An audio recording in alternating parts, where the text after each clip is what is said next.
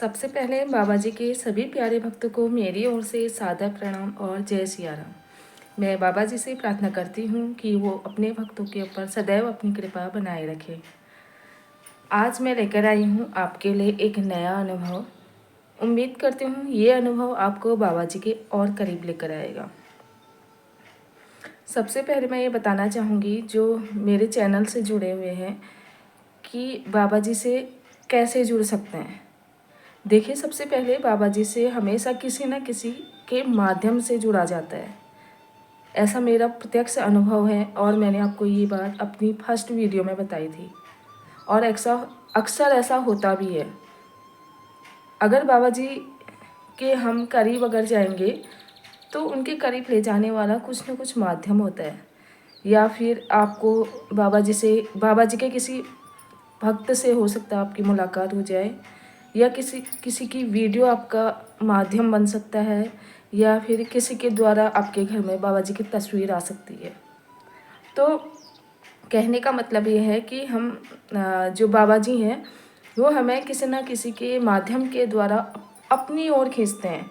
उनमें ऐसी शक्ति है कि कोई ना कोई ऐसा माध्यम बनता है जो वो अपने भक्त को उसके माध्यम से अपनी ओर ले आते हैं या खींच लेते हैं। तो ये माध्यम जो है अवश्य ही बाबा जी के करीब लेकर जाता है। और इनमें से शायद कई भक्त जो है मेरी वीडियो के माध्यम से भी बाबा से जुड़े होंगे। थोड़ा थोड़ा तो हमें अनुभव होता है बाबा जी का, या बाबा जी के बारे में हमने सुना होता है, लेकिन हम उसे नज़रअंदाज करते हैं। उस टाइम पे हम ये समझ नहीं पाते हैं कि ये हमारे लिए बाबा जी का कुछ न कुछ संकेत होता है। लेकिन जब कोई माध्यम या कोई विशेष व्यक्ति से हमारी मुलाकात होती है तो हम बाबा जी से जो है एक दिल से जो है जुड़ना प्रारंभ कर लेते हैं। ये सबसे बड़ा अनुभव है बाबा जी का, और बाबा जी से जुड़ने का यही एक माध्यम होता है कि बाबा जी के और भक्त के बीच में कोई ना कोई होता है जो बाबा जी को उनसे जोड़ता है या भक्तों को बाबा जी से जोड़े रखता है। बाबा जी की विशेष कृपा होती है, जिनके ऊपर उनका हाथ होता है, आशीर्वाद होता है। दिनों दिन मतलब बहुत अच्छी तरक्की की ओर बाबा जी लेकर जाते हैं। हालांकि हो सकता है थोड़ी सी देर हो, लेकिन अगर आपको विश्वास हो, श्रद्धा हो, तो बहुत अच्छा बाबा जी की कृपा होती है, उस घर में शांति होती है। तो ऐसा ही एक अनुभव है बाबा जी से जुड़ा हुआ। ये बहुत पुराना अनुभव है, जब बाबा जी थे इस दुनिया में उससे पहले का है ये बात जो मैं आज आपको बताने जा रही हूँ।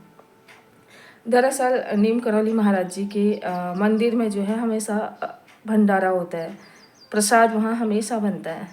और उत्सव, एक बार वहाँ बहुत बड़ा उत्सव का आयोजन हो रहा था, तो वहाँ पूड़ियाँ पकाने के लिए घी कम पड़ जाता है, जिससे बाबा जी के सारे भक्त जो है बहुत ज़्यादा परेशान हो जाते हैं कि अब घी नहीं है तो पूड़ियाँ कैसे बन पाएगी और भक्तों को उनका प्रसाद कैसे बटेगा। इस बात की चिंता होने लगी बाबा जी के सारे भक्तों को। ऐसे ही भक्तजन जो है अपने आपस में बात कर रहे होते हैं कि अब घी नहीं है तो कैसे हम प्रसाद को बनाएंगे। यही बात जो है बाबा जी तक पहुंच जाती है।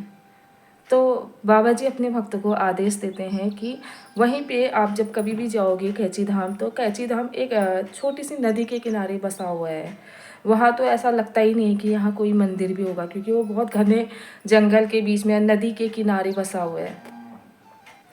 और तो बाबा जी बोलते हैं कि अपने भक्तों को बोलते हैं कि शिप्रा नदी का जल लेकर आइए और उसमें जो है पूड़ियाँ तलना शुरू कर दो। तो सभी जो भक्त होते हैं वो एक दूसरे को देखे रहते हैं कि कैसे पानी में कैसे हम पूड़ियाँ तलेंगे। जाहिर सी बात है, पूड़ियाँ या तो घी में तली जाएंगी या फिर तेल में तली जाएंगी। पानी में तलना तो एक आश्चर्य ही वाली बात थी। लेकिन बाबा जी से जब भक्तों ने बोला कि बाबा जी कैसे हम इसमें पूड़ियाँ तल सकते हैं, तो बाबा जी बोलते हैं नहीं, इसी में पूड़ियाँ तली जाएंगी, शिप्रा नदी का जल लेकर आओ। तो भक्त जो है बाबा जी का आदेश मानते हुए शिप्रा नदी से जल लेकर आते हैं। और जैसे ही वो नदी में का जल लाते हैं तो उसमें पूड़ियाँ तलना शुरू कर लेते हैं, तो वो जल जो है एकाएक घी का रूप धारण कर लेती है। तो सभी भक्त आश्चर्य से चकित रह जाते हैं कि कैसे जल ने जो है घी का रूप धारण कर लिया। तो सभी भक्त बहुत ज़्यादा खुश हो जाते हैं और प्रसाद बढ़ जाता है। फिर बाबा जी जो घी मंगाया होता है वो भी पहुंच जाता है।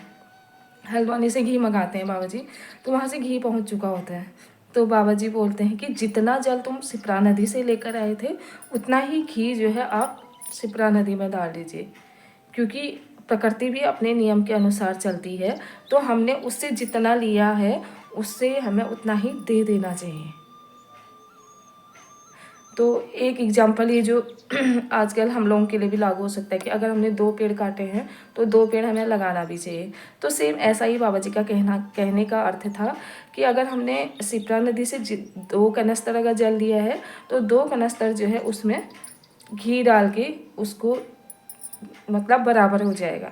तो प्रकृति से हमने जितना लिया है उतना हमें उनको देना भी चाहिए। ये बाबा जी का संदेश भी था। तो कितना अच्छा अनुभव ये रहा होगा उस टाइम पे, जो भक्त लोग थे मतलब प्रत्यक्ष देखने को मिला होगा। हम तो सुन रहे हैं और सुन के भी बड़ा आश्चर्य हो रहा है। तो उस टाइम तो बहुत आश्चर्यजनक ये बात रही होगी। और बाबा जी के ऐसे ही कई चमत्कार हैं और विशेष कृपा होती है। इसीलिए बहुत बड़े जो करोड़पति लोग होते हैं, अक्सर आपने देखा होगा जो मिडिल क्लास के हैं, गरीब घर के जो लोग हैं, वो तो मंदिरों में जाते ही जाते हैं क्योंकि उनको बहुत ज़्यादा ज़रूरत होती है। आर्थिक कंडीशन उनकी सही नहीं होती है, इसलिए वो भगवान से प्रे करते हैं, विश्वास करते हैं। लेकिन कैची धाम में अक्सर बड़े बड़े लोग आते हैं, वहाँ करोड़पति हैं होते हैं, जो पैसों की कुछ कमी नहीं होती। लेकिन बाबा जी का उनके ऊपर एक विशेष आशीर्वाद होता है, एक वरदान सा प्राप्त होता है। शायद वो इसीलिए कैंची धाम आते जाते रहते हैं। हाल ही में कैंची धाम में बहुत बड़े बड़े स्टार्स आए हैं, विराट कोहली आए थे, आते रहते हैं। अभी भी बहुत ज़्यादा लोग वहाँ आते रहते हैं जो बड़े बड़े लोग होते हैं। तो बाबा जी की महिमा बड़ी अलौकिक महिमा है। तो आज का ये प्यारा सा छोटा सा अनुभव यहीं पे एंड करते हैं और फिर लेकर आऊँगी एक ऐसा ही अनुभव नेक्स्ट वीडियो में। तब तक के लिए आप मेरे इसी वीडियो में बने रहें। अगर बाबा जी का ये अनुभव पसंद आया है तो बाबा जी के लिए राम नाम अवश्य लिखें, क्योंकि राम नाम उनके रोम रोम में बसा हुआ है।